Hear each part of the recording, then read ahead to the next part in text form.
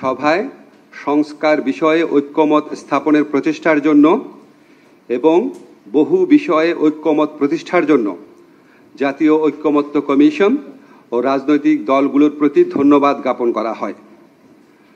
উপদেষ্টা পরিষদের সভায় ঐক্যমত কমিশনের প্রস্তাবিত জুলাই জাতীয় সনদ সংবিধান সংস্কার আদেশ চূড়ান্তকরণ এবং এতে উল্লেখিত গণভোট আয়োজন ও গণভোটের বিষয়বস্তু নিয়ে আলোচনা করা হয়। সভায় লক্ষ্য করা হয় যে ঐক্যমত কমিশনে দীর্ঘদিন আলোচনার পরও কয়েকটি সংস্কারের সুপারিশ বিষয়ে ভিন্নমত রয়েছে। এছাড়া গণভোট কবে অনুষ্ঠিত হবে এবং এর বিষয়বস্তু কি হবে এসব প্রশ্নে রাজনৈতিক দলগুলোর মধ্যে যে মতভেদ দেখা দিয়েছে সেজন্য সভায় উদ্বেগ প্রকাশ করা হয়। এই প্রেক্ষিতে গণভোটের সময় কখন হবে, মানে গণভোট কবে অনুষ্ঠিত হবে, গণভোটের বিষয়বস্তু কি হবে, জুলাই সনদে বর্ণিত ভিন্নমতগুলো প্রসঙ্গে কি পদক্ষেপ নেওয়া হবে তা নিয়ে ঐক্যমত কমিশনের প্রস্তাবগুলোর আলোকে জরুরি ভিত্তিতে চূড়ান্ত সিদ্ধান্ত গ্রহণ করা প্রয়োজন বলে সভা অভিমত ব্যক্ত করে।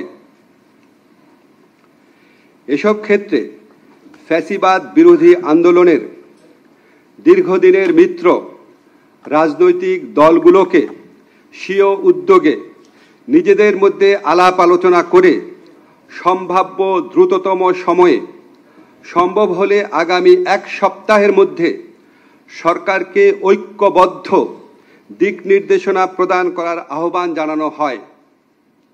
এমন নির্দেশনা পেলে সরকারের পক্ষে সিদ্ধান্ত গ্রহণ অনেক সহজ হবে।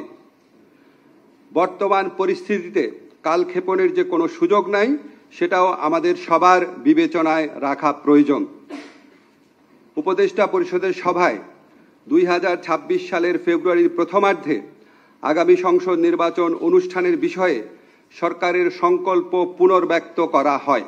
মানে যে আদেশ যেটা সেটা আসলে কবে জারি হতে পারে বা কি সিদ্ধান্ত কি এই বিষয়ে? তো এখানে তো আমরা রাজনৈতিক দলগুলো ফ্যাসিবাদ বিরোধী আন্দোলনে ওনারা 15 বছর একসাথে আন্দোলন করেছে, আমরা ওনাদেরকে একটু সময় দিতে চাই। ওনারা একটু যেসব বিষয় উল্লেখ করলাম সেগুলো বিষয়ে নিজেরা আলোচনা করে এগ্রি করতে পারে নাকি আমরা একটু দেখি। আজকের মিটিংয়ে যা আলোচনা হয়েছে তা আপনাদের লিখিতভাবে আমি জানিয়েছি, এর বাইরে কিছু বলার কোনো স্কোপ নাই, কোনো প্রয়োজন নাই। আপনারা যে এক সপ্তাহ আলটিমেটাম দিয়েছেন দলগুলো নিজেদের মধ্যে আলাপ আলোচনা করবে, তারা যদি আলোচনা ব্যর্থ হয়, ঐক্যমত্যে না পৌঁছতে পারে, সেক্ষেত্রে গভর্নমেন্টের দায়িত্ব কি হবে? গণভোট দিয়ে সরকার কি সিদ্ধান্ত নেবে? হচ্ছে আমরা কোনো আলটিমেটাম দেই নাই, আমরা আহ্বান জানিয়েছি। আলটিমেটাম শব্দটা আমি আপত্তি করছি। আর আমরা অপেক্ষা করব, তারপর অবশ্যই সরকারের মতো অ্যাক্ট করবে। গত সপ্তাহের সংবাদ সম্মেলনে আপনি বলেছিলেন যে চূড়ান্ত সিদ্ধান্ত নেবেন প্রধান উপদেষ্টা। সরকার কি তাহলে রাজনৈতিক দলগুলোর কাছে কিছুটা নতি স্বীকার করে সিদ্ধান্ত থেকে সরে এসেছে, বা কেন এই অবস্থান? আমরা তো তাহলে চূড়ান্ত সিদ্ধান্ত নিবে আমি বলেছিলাম প্রধান উপদেষ্টার নেতৃত্বে উপদেষ্টা পরিষদ, প্রধান উপদেষ্টা নেতৃত্বে উপদেষ্টা পরিষদ। এই সিদ্ধান্ত থেকে আমরা মোটেও সরে আসি নাই। রাজনৈতিক দলগুলার ঐক্যবদ্ধ সুপারিশ প্রত্যাশা করা, এটা তো আপনি আরো আপনার গুড জেস্টার হিসাবে দেখতে পারেন। সরকার কি আয়োজন করে দিবে রাজনৈতিক দলগুলোকে, নাকি তারা নিজেরা বসে যেন আলোচনা করে এক ধরনের সিদ্ধান্ত আপনাদেরকে দেয়, সেই বিষয়টা একটু ক্লিয়ার? সরকার আয়োজন করে বহু আলোচনা করেছে, আপনারা সবাই জানেন বহু আলোচনা করেছে। সরকার আর কোনো আয়োজন করতে যাচ্ছে না। এই রাজনৈতিক দলগুলা, যারা ফ্যাসিবাদ বিরোধী রাজনৈতিক দলগুলো আছে, ওনারা 15 বছর নিজেরা আলোচনা করে বহু গুরুত্বপূর্ণ সিদ্ধান্ত নিয়েছেন। ওনারা অত্যন্ত প্রতিকূল সময়ে একসাথে আন্দোলন করেছেন, একসাথে নির্যাতনের শিকার হয়েছেন। ওনারা স্বীয় উদ্যোগে নিজেরা আলোচনা করে আমাদেরকে একটা ঐক্যবদ্ধ নির্দেশনা দিবেন এই প্রত্যাশা করছি। আমি কালকেই দেখলাম একটি দলের পক্ষ থেকে আলোচনার আহ্বানও জানানো হয়েছে, আমরা এটাকে স্বাগত জানাই।